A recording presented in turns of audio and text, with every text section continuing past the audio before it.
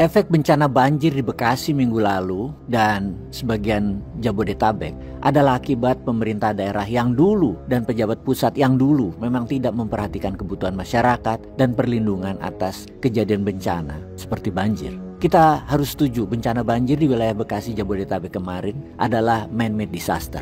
Memang curah hujannya tinggi, itu memang alam. Namun kelolaan air yang ternyata bermuara di satu titik tidak dikelola dengan benar oleh pemerintah daerah terdahulu. Sehingga apa yang terjadi kemarin adalah kelalaian dan kebodohan pejabat lama. Ini tidak bisa terelakkan. Bayangkan gambaran ini.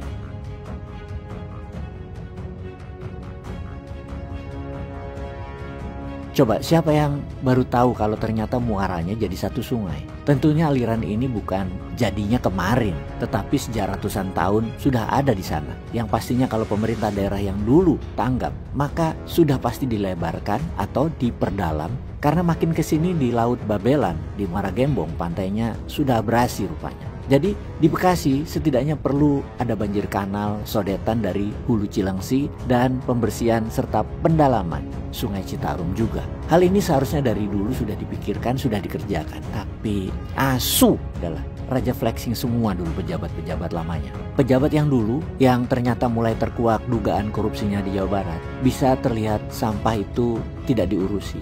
Hutan ditebang dan jadi gundul, diubah fungsi. Sampah di sungai sangat parah, serta banyak lagi kedunguan dan ketidakpedulian pada masyarakat.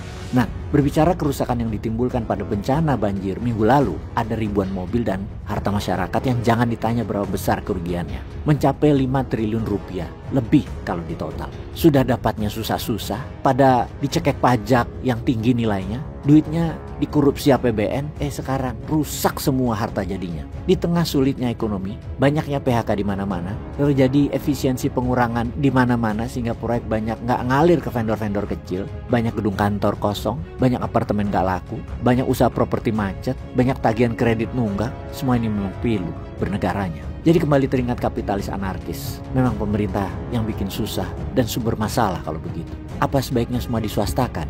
Masyarakat ngurus dirinya sendiri. Pemerintahan Indonesia dibubarkan. Presiden pulang kampung. DPR hilang. Polisi dan tentara jadi rakyat biasa. Nggak ada menteri, nggak bayar pajak. Semua bebas. Semua transaksi berdasarkan pasar bebas. Bisa bikin pasar sendiri, sekolah sendiri, bikin mata uang sendiri. Dagang apa saja bebas. Seru ya? Kayak surga. Itulah kapitalis anarkis namanya. Kalau pemerintahan dihapus, maka semuanya jadi lebih efisien. Yang menjadi pemikiran lebih dalam adalah bagaimana sistem keadilan, bagaimana sistem hukum, bagaimana sistem keamanan. Kalau swasta yang mengelola, seperti para ormas saat ini, apakah nggak malah saling adu kuat perang antara geng di setiap wilayah? Bagaimana menjamin keamanan yang murni? Juga hukum keadilan, pengadilannya bagaimana? Kalau berat sebelah karena kalah komersial, kalah modal, kalah bayar. Adil di tengah itu siapa yang mengendalikannya? Ada jaminan perusahaan swasta di bidang keamanan nanti nggak jadi mafia? Atau mau jalan aja semua jalan dipasang tarif? Karena semua jalanan ada yang buat, ada yang punya.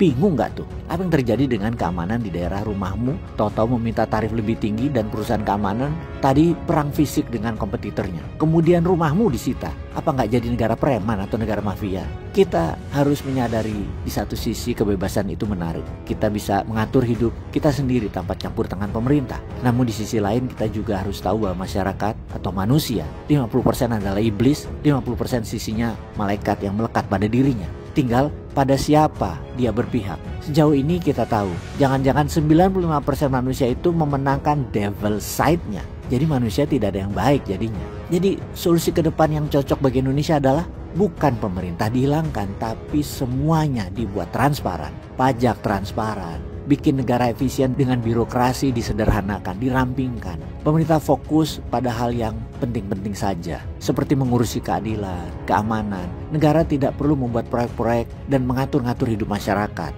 Biarlah masyarakat bebas mengerjakan, sisanya dia itu di luar pengadilan, keamanan dan moneter. Semua proyek swasta yang buat, kecuali mineral, karena sesuai pasal 33 dikuasai negara. Bagaimana kalau kayak gitu? Peace.